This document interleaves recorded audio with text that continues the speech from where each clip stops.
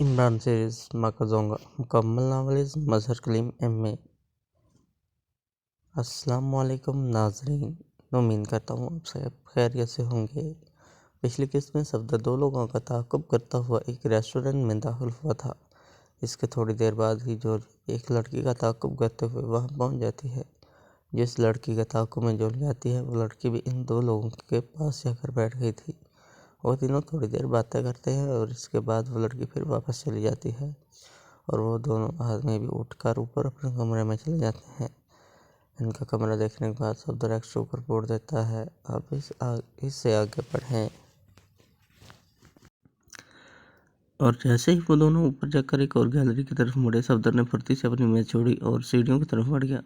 اس سے پہلے وہ میز پر نوٹ رکھنا نہ بھولا تھا۔ صفدر جب اس گیلری تک پہنچا جس پر وہ دونوں مڑے تھے تو اسے وہ ایک کمرے میں گھستے دکھائی دیے۔ وہ اس کمرے کی طرف بڑھا اور پھر گیلری میں ادھر ادھر دیکھا۔ تمام گیلری سنسان تھی۔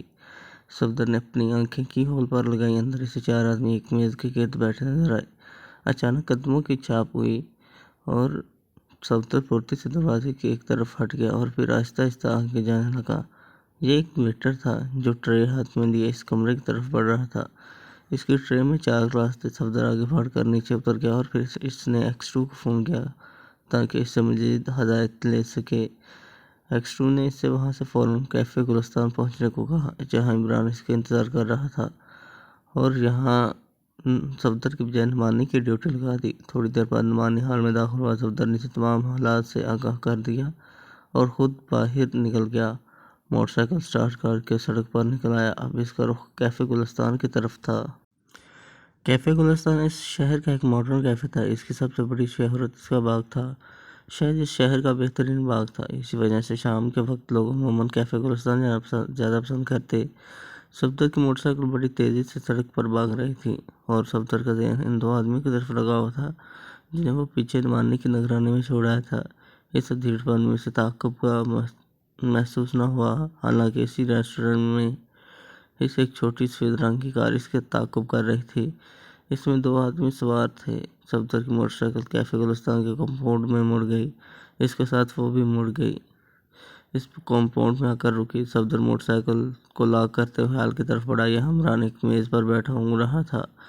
صفدر اس کی میز کی طرف بڑھا۔ اس نے عمران کے کندھے پر ہاتھ رکھا، لیکن پھر وہ اپنی جگہ سے اچھل پڑا کیونکہ عمران اس کے ہاتھ لگاتے ہی کرسی کے نیچے آ گرا تھا، لیکن فوراً اٹھ کھڑا ہوا۔ آس پاس بیٹھے ہوئے لوگوں کے حلق سے بے اختیار قہقہے نکلنے پڑے، لیکن عمران صفدر کو اسی طرح آنکھیں جھپکا کر دیکھ رہا تھا جیسے پہلی بار دیکھ رہا ہو۔ صفدر ندامت سے سرخ ہو رہا تھا۔ عمران کا یہ مذاق اسے کھل گیا، مگر وہ کر بھی کیا سکتا تھا۔ چپکے سے ساتھ بیٹھ گیا۔ عمران دوبارہ کرسی پر بیٹھ کر اونگنے لگا جیسے کچھ بھی نہ ہوا ہو۔ آخر تنگ آ کر صفدر نے عمران کو کہا، عمران صاحب۔ عمران نے آنکھیں پھاڑ کر صفدر کی طرف دیکھا اور پھر بولا، آپ نے مجھے کچھ کہا؟ نہیں تو تمہارے فرشتوں سے کہہ رہا ہوں۔ صفدر نے جھنجھلا کر کہا، معاف کیجیے، میں نے آپ کو پہچانا نہیں۔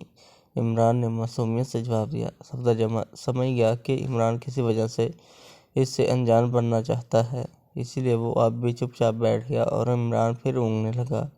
صفدر اتنی شدت سے بور ہو گیا کہ جس کی انتہا نہیں۔ اس کا ذہن لگاتار بوریت کی گردان کرنے لگا۔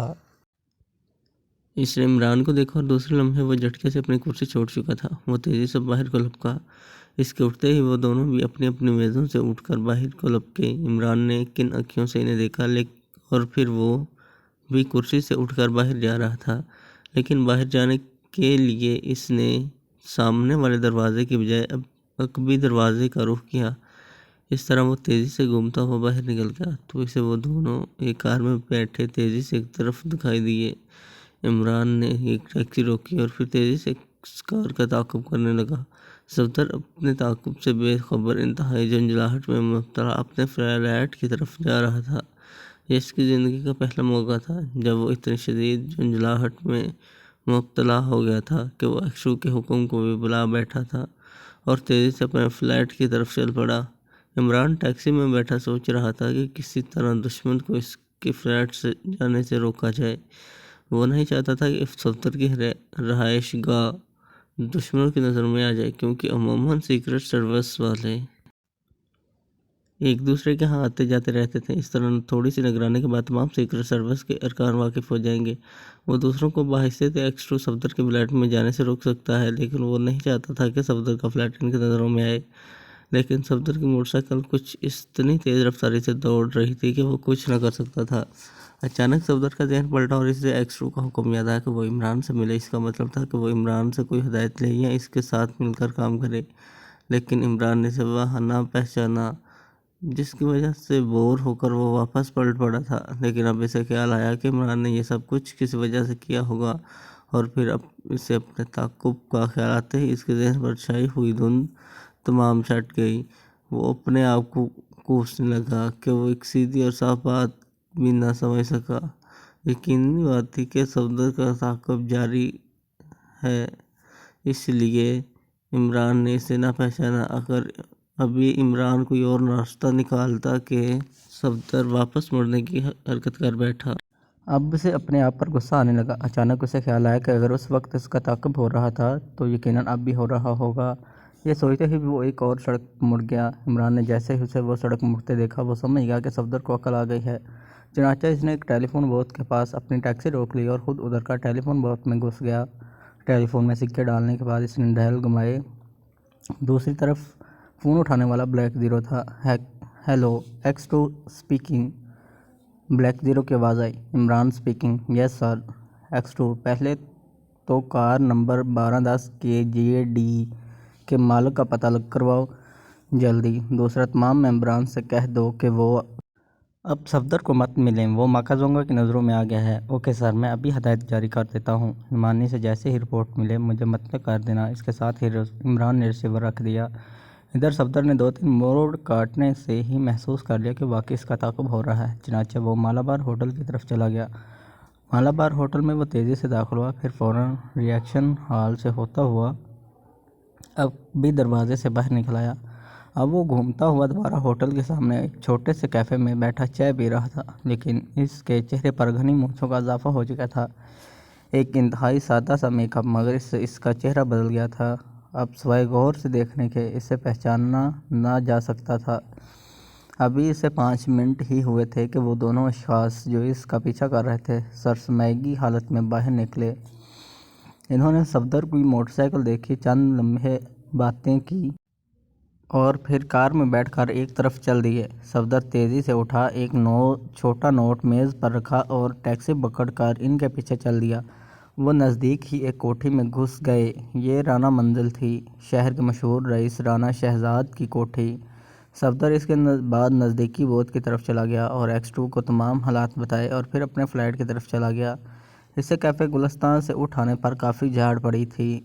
آج کا دن پورے دارالحکومت پر قیامت بن کر گزرا۔ آج سارا دن سڑکوں پر فائرنگ ہوتی رہی، بے گناہ لوگ گولیوں کی بھجاڑ میں مرتے رہے۔ پولیس کی پوری مشینری حرکت میں آ گئی، لیکن اس قتل و غارت پر قابو نہ پایا جا سکا۔ اور یہ قتل و غارت عجیب طریقے سے ہوتی۔ بھرے بازار میں اچانک ایک خوش پوش آدمی پستول نکال لیتا اور پھر 6-7 آدمی زمین پر گر کر تڑپنے لگتے، لیکن اچانک ایک نامعلوم سمت سے گولی آتی اور اس کا سینہ توڑتی نکل جاتی۔ سارا دن شہر میں یہی ہوتا رہا۔ دوپہر تک لوگ گھروں میں بند رہے، سارا شہر سنسان ہو گیا، صرف پولیس شہر میں گشت کر رہی تھی۔ لیکن پھر یہ وبا پولیس میں بھی پھیل گئی اور پولیس والوں نے اپنے سرور سے ریوالور نکال لیے اور پھر پولیس کے سپاہی اور آفیسر سڑکوں پر ڈھیر ہونے لگے۔ اب تو حکام پر انتہائی پریشان، لیکن 4 بجے کے بعد یہ قتل و غارت ختم ہو گئی۔ اس کے بعد رات تک کچھ نہ ہوا تو لوگ ڈرتے ڈرتے گھروں سے نکلنے لگے۔ ایک بار پھر بازاروں میں ازدحام ہو گیا، ہر طرف اسی قتل و غارت کے چرچے تھے۔ اندازاً 10-15 ہزار آدمی مر چکے تھے۔ ساری رات حکام پریشان ہو کر میٹنگ پر میٹنگ بلاتے رہے، لیکن کسی کی سمجھ میں نہ آیا کہ یہ سب کچھ کیا ہے۔ ادھر عمران بھی سخت پریشان ہو گیا۔ اس کے خیال میں کسی مخصوص مقناطیسی اثر کے تحت ایسا ہوا تھا۔ اس نے اپنے تمام ممبروں کو حکم دیا کہ وہ صبح ہوتے ہی بڑے بازاروں میں گشت کریں اور جہاں کسی شخص کو پستول نکالتا دیکھیں اسے فوراً گولی مار دیں۔ اگر ہو سکے تو ایسے 1-2 شخص کو پکڑ کر دانش منڈل پہنچا دیں۔ سارے ممبران کو اس وبا سے محفوظ رکھنے کے لیے اینٹی میگنیٹ آلات دیے گئے جو انہوں نے اپنی جیبوں میں رکھے ہوئے تھے۔ یہ عجیب و غریب حکم ملتے ہی سارے ممبران سخت پریشان تھے۔ زندگی میں پہلی بار انہیں سرکاری حکم کے تحت کھلے بندوں پر قتل و غارت کرنی تھی۔ یہ ان کا پہلا بھیانک تجربہ تھا، لیکن اس کے باوجود مجبور تھے۔ چنانچہ صبح ہی صبح وہ سارے شہر میں پھیل گئے۔ ان میں سے ہر ایک کے پاس 2 ریوالور اور فالتو کارتوسوں کا کافی ذخیرہ تھا۔ عمران کا خیال تھا کہ سورج نکلتے ہی قتل و غارت شروع ہو جائے گی۔ چنانچہ ایسا ہی ہوا۔ 6 بجے صبح جیسے ہی سورج طلوع ہوا، ایک بار پھر بازار میں فائرنگوں کی آوازیں اور زخمیوں کی چیخوں اور آہوں کی فریادیں گونجنے لگیں۔ اس بار بلا واسطہ طور پر سیکرٹ سروس کے ارکان بھی ملوث تھے۔ وہ جیبوں میں ریوالوروں پر ہاتھ رکھے ہر شخص کو غور سے دیکھتے پھر رہے تھے۔ پھر جیسے اچانک کوئی شخص پستول نکالتا، ان کے ریوالور سے ایک گولی نکلتی اور اس شخص کی کھوپڑی سے پار ہو جاتی۔ کہیں کہیں وہ گولی مارتے دیکھے جاتے تو انہیں لوگوں سے جان بچانے کے لیے بھاگنا پڑتا۔ ابھی تک کیپٹن شکیل اور صفدر ہی ایک آج شخص کو دانش منزل میں پہنچانے میں کامیاب ہو سکے تھے۔ دن کے 12 بجے تک ایک بار پھر سینکڑوں لوگ مر چکے تھے۔ اگر سیکرٹ سرور کے ارکان واقعی قتل و غارت نہ کرتے تو شاید تعداد ہزاروں میں تبدیل ہو جاتی۔ دارالحکومت میں کرفیو نافذ کر دیا گیا۔ شہر کا نظام فوج نے سنبھال لیا، جو ٹامی گنوں اور مشین گنوں سے مسلح تھے۔ 1 گھنٹے تک امن و امان رہا، لیکن پھر اس دن کا بھیانک دور شروع ہوا۔ وہ وبا ملٹری کے سپاہیوں پر اثر انداز ہو گئی، اور پھر پستول کی گولیوں کی بجائے ٹامی گنیں، مشین گنیں اور ٹینکوں پر لگی ہوئی توپیں چلنے لگیں، اور پھر ملٹری کے نوجوان مکی کے دانوں کی طرح بھوننے لگے۔ حکام چینک پڑے۔ یہ صورتحال انتہائی بھیانک، پریشان کن اور نازک تھی۔ فوراً اعلیٰ حکام کی میٹنگ ہوئی۔ اس میں صدر مملکت شامل ہوئے۔ عمران بھی بحیثیت ایکس-2 نقاب پہن کر اس میں شامل ہوا۔ اس نازک مسئلے پر بحث شروع ہو گئی، لیکن کوئی نتیجہ نہ نکلا۔ ادھر بری سے بری خبریں آ رہی تھیں۔ اگر چند گھنٹے اور اسی طرح قتل و غارت ہوتی تو شاید ساری فوج ختم ہو جاتی، اور اس صورتحال کو بند کرنا ضروری تھا، بلکہ انتہائی ضروری تھا۔ مگر اس کا حل کسی کے پاس نہ تھا۔ سب کے چہرے لٹکے ہوئے تھے، آنکھوں کی چمک مدھم ہو چکی تھی، لیکن ایکس-2 نے صرف ایک لفظ کہہ کر سب کے چہروں پر رونق بڑھا دی۔ وہ کہہ رہا تھا، حضرات، اس وبا کا علاج میں نے ڈھونڈ لیا ہے، اور سب کے چہرے اس کی طرف مڑ گئے۔ خدا کے لیے بتاؤ، میرا تو دماغ خراب ہونے والا ہے۔ صدر مملکت چینک اٹھے۔ بتا تو رہا ہوں جناب، دراصل یہ مقناطیسی قوت کا کرشمہ ہے۔ مقناطیسی قوت؟ کیا مطلب؟ کمشنر حیران ہو کر بولے۔ میرا مطلب ہے، اس سے یہ ہے کہ کسی مخصوص مقناطیسی اثر سے لوگوں کے دماغوں کا رخ قتل و غارت کی طرف موڑ دیا گیا ہے۔ چنانچہ آج میں نے اپنے آدمیوں کو اینٹی میگنیٹ الرٹ دے کر شہر میں پھرایا، ان میں سے کسی پر بھی اس وبا کا اثر نہ ہوا۔ چنانچہ میری رائے میں تمام ملٹری کو یہ آلات فوری طور پر تقسیم کر دیے جائیں۔ صدر مملکت نے ایک لمحے کے لیے سوچا، اور پھر فوراً کمانڈر ان چیف کی طرف مخاطب ہوئے۔ ایکس-2 ٹھیک کہتے ہیں، آپ جلد از جلد ایسے آلات تقسیم کرنے کا انتظام کریں۔ یہ کہہ کر صدر مملکت اٹھ کھڑے ہوئے، اور میٹنگ ختم ہو گئی، اور پھر آدھے گھنٹے کے اندر اندر ایسے آلات تمام ملٹری میں تقسیم کر دیے گئے، اور نتیجہ حسب توقع رہا، کیونکہ ملٹری کے ذہنوں سے دھند چھٹ گئی، اور پھر معاملات معمول پر آ گئے۔ لیکن یہ 2 دن دارالحکومت کی تاریخ میں ہمیشہ ہمیشہ اس عبرتناک تباہی کی یاد دلاتے رہیں گے۔ 10 دن تک شہر میں کرفیو رہا، فوج گشت کرتی رہی، پھر کرفیو ہٹا لیا گیا، اور حالات معمول پر آ گئے۔ عمران پر آج صبح سے ہی شاعری کا دورہ پڑا ہوا تھا۔ چنانچہ اس سلسلے میں سلیمان بیچارے کی کم بختی آ گئی تھی۔ وہ صبح سے عمران کے سامنے بیٹھا ہوا تھا، اور اس کے اونٹ ٹانگ شیروں کی داد دے رہا تھا۔ جان بچانے کا فی الحال کوئی راستہ اسے نظر نہیں آ رہا تھا۔ ہاں سلیمان، یہ شعر سنو، بے غضب خدا کا قلم توڑ کر رکھ دیا ہے۔ میں نے شعر تو بہت سنے ہیں، اب گیدڑ بھی سنا دیں۔ ابے الو کی دم فاختہ، میں شعر کہہ رہا ہوں، شعر نہیں۔ ابے اگر کبھی لکھنؤ میں ہوتا تو 1 سیکنڈ زندہ نہ رہ سکتا۔ اچھا جناب، آپ چاہے شعر سنائیں یا گیدڑ، میں نہیں سن سکتا، مجھے چائے بنانی ہے۔ سلیمان، میں کہتا ہوں تم کبھی اچھے شاعر نہیں بن سکتے۔ سنو شعر سنو، نہیں تو ساری عمر باورچی ہی رہ جاؤ گے۔ میں باورچی اچھا ہوں، جو شعریت دیگچی میں چمچہ ہلانے میں ہوتی ہے، وہ بلا آپ کے شعروں میں کہاں۔ میں کہتا ہوں سلیمان، شعر سناؤ جی سناؤ۔ سلیمان جمائی ہی لیتے ہوئے بولا، میں سڑک کے اس پار دیکھتا ہوں کسی مہجبی کو، جس کے سر پر سینگ نہیں۔ جس کے کان ہیں اتے اتے۔ اس کے ساتھ ہی عمران نے ہاتھ سے بڑے کا اشارہ کیا۔ جناب، شاعری میں ہاتھوں کی اشارہ بازی ایک دم نہیں چلتی۔ سلیمان آخر بول پڑا، تم سنتے جاؤ، دخلدار نہ معقولات نہ کرو۔ جس کے کان اتے اتے ہیں، جس پر لدی ہے مٹی کی بوری، مٹی کی بوری۔ آہا، واہ جناب واہ، ایک دم مزہ آ گیا۔ مجھے تو اس شاعری میں مسور کی دال کا مزہ آ رہا ہے۔ بڑا گرم گرم شعر ہے، بالکل گرم مسالے کی طرح۔ واہ واہ جناب، میں جبیں پر مٹی کی بوری۔ ابے تو داد دے رہا ہے یا میرا مذاق اڑا رہا ہے؟ نہیں جناب، میں بھلا آپ کا مذاق اڑا سکتا ہوں؟ صرف بچپن میں کبوتر اڑاتا تھا، اب قسم لے لیجئے کبھی پتنگ بھی اڑائی ہو، مگر واہ واہ، مٹی کی بوری میں جبیں پر۔ ابے الو کی دم فاختہ، یہ جدید شاعری ہے، کچھ سمجھا بھی کرو۔ یہ میں جبیں دراصل گدی ہے۔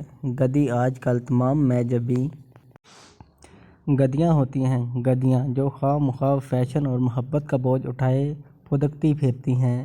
عمران نے فلسفہ چھانٹا۔ اچھا اچھا، یہ گدی پر شاعری کر رہے ہیں، خوب خوب، آخر نسل کا بھی اثر ہوتا ہے۔ سلیمان جان چھڑانے کے لیے کہا۔ کیا کہا؟ میں گدی کی نسل میں سے ہوں؟ سلیمان تم ہوش میں تو ہو؟ عمران نے آنکھیں نکالیں۔ جناب، اسے داد کہتے ہیں۔ میں نے ایک دفعہ ایک مشاعرے میں یہ فقرہ سنا تھا، آج بول دیا۔ اور جناب ذرا سوچئے تو، جب ساری میں جبیں گدیاں ہیں تو پھر میں نے نسل کا اثر بنا دیا تو کون سا برا کیا؟ سلیمان نے بھی عمران کے مقابلے میں فلسفہ چھیڑا۔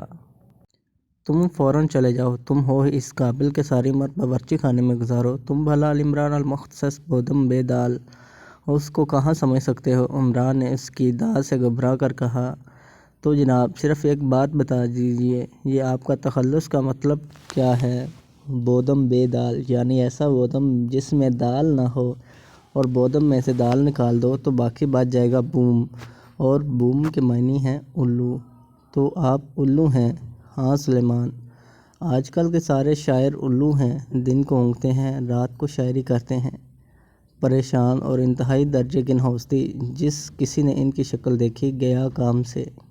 اچھا اب تو جا، ذرا چائے بنا دے، اتنے میں ٹیلی فون کی گھنٹی بجتی ہے۔ عمران نے ریسیور اٹھایا۔ میں بودم بے دال بول رہا ہوں۔ عمران، میں سلطان بول رہا ہوں۔ سلطان بول رہے ہو یا گدھے، مجھے کیا اعتراض؟ عمران نے دیوار کو آنکھ مارتے ہوئے کہا۔ تم ہوش میں ہو؟ فوراً مجھے ملو، انتہائی اہم معاملہ ہے۔ سر سلطان نے یہ کہہ کر ریسیور رکھ دیا۔ عمران نے ریسیور رکھا اور پھر کپڑے تبدیل کرنے گیا۔ اتنے میں سلیمان نے چائے میز پر رکھ دی۔ عمران نے آدھی پیالی پی اور پھر سلیمان کو منہ چڑھاتا ہوا نیچے اتر گیا، اور چند منٹوں کے بعد اس کی کار سر سلطان کی کوٹھی میں تھی۔ سر سلطان اپنے ڈرائنگ روم میں عمران کے منتظر تھے۔ عمران جیبوں میں ہاتھ ڈالے اندر داخل ہوا۔ سر سلطان نے اسے دیکھتے ہی بیٹھنے کا اشارہ کیا۔ وہ صوفوں کے درمیان رکھی ہوئی میز پر بیٹھ گیا۔ یہ کیا بےہودگی ہے، صوفوں پر بیٹھو۔ جناب، آپ کے ہاتھ کا اشارہ میز کی طرف تھا۔ بکو نہیں، تمہاری یہ حرکتیں کبھی کبھی بڑا پریشان کرتی ہیں۔ عمران میز سے اٹھ کر صوفے پر بیٹھ گیا۔ اب وہ لاتعلق سا ڈرائنگ روم میں لگی تصویروں کو دیکھ رہا تھا۔ انداز ایسا تھا جیسے جامع جہان نما میں دنیا کا مشاہدہ کر رہا ہو۔ عمران، میں نے تمہیں یہ بتانے کے لیے بلایا ہے کہ جو کچھ پچھلے دنوں دارالحکومت میں ہوا تھا اور جو صرف تمہاری ذہانت کی وجہ سے رک گیا، وہی سب کچھ بقایا دنیا کے 14 ممالک کے دارالحکومتوں میں ہوا، لیکن وہاں کا اتنا جانی نقصان ہوا جس کا اندازہ نہیں کیا جا سکا۔ اس سے پہلے زمین سے پانی نکلنے کا بھی واقعہ ساری دنیا کے لیے تباہ کن ثابت ہوا تھا، لیکن اس کا کیا ثبوت ہے کہ قتل و غارت ماکا کے تحت ہوئی ہے؟ اس کا مقامی ہیڈ کوارٹر تو میں نے تباہ کر دیا تھا۔ عمران بولا۔ ابھی وہ مکمل طور پر تباہ نہیں ہوئے، یہ دیکھو، کل ہی صدر مملکت کے نام یہ خط آیا ہے، اسی سے میں نے اندازہ لگایا ہے کہ سب کچھ مکہ زونگا کے تحت ہوا ہے۔ عمران نے سر سلطان سے وہ خط لیا جو سرخ رنگ کے لفافوں میں تھا، اور کاغذ کا رنگ بھی انتہائی سرخ تھا۔ اس میں تحریر تھا کہ ماکا زونگا کی نافرمانی کی ہلکی سی سزا دیکھ لی۔ یہ صرف ایک ہلکا سا ٹچ تھا جو آپ لوگوں کو اپنی طاقت کا ہم نے دکھایا ہے۔ صرف ایک معمولی سا اڈہ تباہ کرنے پر ایک بہت بڑی تنظیم کا کچھ نہیں بگڑتا۔ ماکا زونگا عنقریب دنیا پر حکومت کرے گی، یہ اس کے مقدر میں لکھا جا چکا ہے۔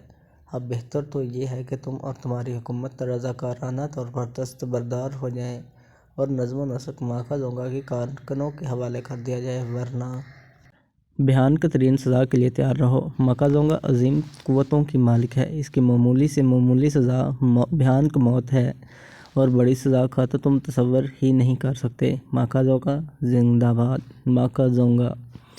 عمران نے خط پڑھ کر زور کا سانس لیا۔ سر سلطان اسی دوران عمران کے چہرے کو غور دیکھ رہے تھے، لیکن خط پڑھنے کے دوران عمران کے چہرے پر چھائی ہوئی حماقتوں کی تہ میں کوئی تبدیلی نہ ہوئی۔ اب کیا کیا جائے؟ سر سلطان نے پریشان ہو کر پوچھا۔ Twist dance. عمران نے مختصر سا جواب دیا۔ کیا مطلب؟ میں کہتا ہوں یہ مذاق کسی اور وقت کے لیے اٹھا رکھو۔ سر سلطان جھنجھلا گئے۔ دیکھیے، میں کوشش کر رہا ہوں۔ امید ہے کچھ نہ کچھ ہو جائے گا۔ عمران نے کہا۔ ہاں، مجھے یاد آیا۔ دیکھو، اس ماکا زونگا کے سلسلے میں دنیا کے 14 ممالک کے ارکان کا اجلاس نیو یارک میں ہو رہا ہے، تاکہ اس کی سرکوبی کے لیے کوئی مشترکہ قدم اٹھایا جائے۔ میں چاہتا ہوں تم اس میں شرکت کرو، شاید کوئی راہ نظر آ جائے۔ کب ہو رہی ہے یہ میٹنگ؟ عمران نے پوچھا۔ 1 ہفتے تک، سر سلطان نے جواب دیا۔ کتنے ارکان کی اجازت ہے؟ تم اپنے ساتھ 3 اور ممبر لے جا سکتے ہو۔ بہتر، مجھے تفصیلات بھجوا دیجیے، میں ہو آؤں گا اور پھر تمہاری شرکت کے لیے لکھ دوں۔ ہاں، اچھا، مجھے اجازت دیجیے، میں نے کچھ کام کرنے ہیں۔ بہتر، خدا حافظ، سر سلطان نے اس سے ہاتھ ملاتے ہوئے کہا، اور عمران کار میں بیٹھ کر کوٹھی سے باہر چلا گیا۔ جولیا آج کل باقاعدگی سے اخبار کا مطالعہ کر رہی تھی، کیونکہ ماکا زونگا نے شہر میں ادھم مچا رکھا تھا، اور روزانہ اخباروں میں ان کے متعلق کچھ نہ کچھ لوگ اندازہ لگایا کرتے تھے۔ جولیا نے سوچا تھا شاید ان میں سے کوئی اشارہ ان کے کام کا نکل آئے، لیکن آج جب اس نے پڑھا کہ ماکا زونگا دراصل حکومت کا اسسٹنٹ ہے، جو اس نے آئندہ آنے والے انتخابات ملتوی کرنے کے لیے چاہا ہے، تو اس نے جھنجھلا کر اخبار پھینک دیا، کیونکہ اس سے لوگوں کی کم عقلی اور ناسمجھی پر غصہ آ گیا۔ لیکن پھر اس کا خیال ان کی عدم واقفیت کی طرف چلا گیا، اور اس کے اعصاب کافی ڈھیلے ہو گئے۔ کیونکہ یہ تو ظاہر تھا کہ سیکرٹ سروس میں ہوتے ہوئے جو کچھ اسے معلوم تھا، عام لوگوں کو تو شاید اس کی ہوا بھی کبھی نہیں لگی تھی اور نہ لگ سکتی تھی۔ ابھی جولیا یہ سوچ ہی رہی تھی کہ اچانک ٹیلی فون کی گھنٹی کی کرخت آواز اس کے کانوں میں پہنچی۔ وہ فوراً اٹھ کر سائڈ ٹیبل کی طرف مڑ گئی، جہاں فون رکھا ہوا تھا۔ Hello, Julia speaking. جولیا نے ریسیور کان سے لگاتے ہوئے کہا۔ X2 بھرائی ہوئی آواز میں مخصوص آواز بولی۔ مارننگ جولیا، تم نے شاید ابھی ناشتہ نہیں کیا۔ مارننگ، یس سر، جولیا نے پرسکون لہجے میں جواب دیا۔ X2 کی آواز میں نرمی تھی۔ نہیں جناب۔ جولیا کی آواز انتہائی شیریں ہو گئی، کیونکہ X2 کا نرم لہجہ ہی اسے جنت کی لطیف فضاؤں میں پہنچا دیتا، جو اسے کبھی کبھی ہی نصیب ہوتا ہے۔ اچھا، تم ناشتہ کر کے صفدر کو لے کر دانش منزل پہنچ جاؤ۔ وہاں سے تم صفدر، شکیل اور عمران نے نیو یارک جانا ہے، اس لیے اپنا روزمرہ کا سامان ساتھ لے آنا۔ تو کیا جناب، نیو یارک جانا سرکاری کام سے ہوگا؟ اس نے نیچی آواز میں پوچھا۔ جولیا۔ X2 گھرایا۔ تو کیا میں تمہیں وہاں کسی کی شادی میں شرکت کے لیے بھیج رہا ہوں؟ تم ہوش میں تو ہو؟ معافی چاہتی ہوں جناب، دراصل میں غلطی سے پوچھ بیٹھی۔